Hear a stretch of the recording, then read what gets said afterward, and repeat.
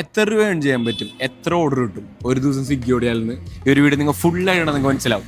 നമ്മളിതിന്റെ second part start ചെയ്യുന്നത് വൈറ്റിലെന്നാണ്. നമ്മൾ around night 9:30 വരെ ഓടാനാണ് നമ്മുടെ പ്ലാൻ. Let's do it. നമ്മൾ സ്റ്റാർട്ട് ചെയ്ത് ഇറങ്ങിയപ്പോൾ തന്നെ നമുക്കൊരു ഓർഡർ കിട്ടി. ഇത് ഇൻസ്റ്റാമാർട്ടിൽ നിന്നൊരു ഓർഡറാണ്. നമുക്ക് പോയി നോക്കാം എന്തായാലും. 8ാമത്തെ ഓർഡറും കിട്ടിയിട്ടുണ്ട്. ഈവനിങ് ഓർഡർ കിട്ടാൻ ഈസിയാണ്, പക്ഷേ തിരക്കുന്ന ടാസ്ക് ശരിക്കും പറഞ്ഞാൽ. നമുക്ക് 9ാമത്തെ ഓർഡറും കിട്ടിയിട്ടുണ്ട്. ഈ ഓർഡർ കൂടെ കൊടുത്തിട്ട് സെക്കൻഡ് ഹാഫിൽ കിട്ടിയ 3 ഓർഡറിന്റെ അപ്ഡേറ്റ് പറയാം. ഹലോ, ഡ്രോപ്പിംഗ് ലൊക്കേഷൻ മാറ്റിയിരുന്നോ? ഇപ്പൊ സമയം ഏകദേശം 7 മണി ആയിട്ടുണ്ട്. നമ്മൾ ടോട്ടൽ 3 ഡെലിവറിയാണ് ചെയ്തത്. അറൗണ്ട് ഒരു 15 to 16 കിലോമീറ്ററിന്റെ അടുത്ത് ഓടി. നമുക്ക് മൊത്തത്തിൽ 93 രൂപയാണ് ഇപ്പൊ നിലവിൽ കിട്ടിയിരിക്കുന്നത്. 10ാമത്തെ ഓർഡറും കിട്ടിയിട്ടുണ്ട്. അടുത്ത പോസ്റ്റും കിട്ടിയിട്ടുണ്ട്. ഡെലിവറി പിക്ക് ചെയ്യുന്നത് ഏകദേശം 13 മിനിറ്റ് കൂടുതലായിട്ടുണ്ട്.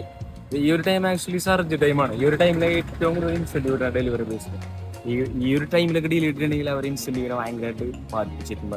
നമുക്ക് 11ാമത്തെ ഓർഡറും കിട്ടിയിട്ടുണ്ട്. ഇപ്പൊ ഏകദേശം സമയം 8 മണി ആയിട്ടുണ്ട്.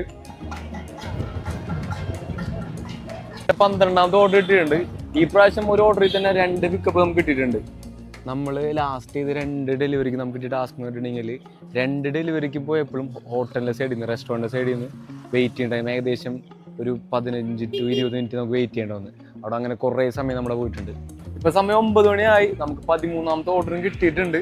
നല്ല മഴയുള്ള ചാൻസ് ഉണ്ട്. പനമ്പള്ളിയിൽ ഡെലിവറി സ്റ്റാർട്ട് ചെയ്തിട്ട് പോയ ഫോട്ടോ എത്തിയിട്ടുണ്ട് ഡെലിവറി കൊടുക്കാനായിട്ട്. അങ്ങനെ മഴയത്തൊക്കെ കുളിച്ചിട്ട് ഇന്നത്തെ ടാസ്ക് കംപ്ലീറ്റ് ആയിട്ടുണ്ട്.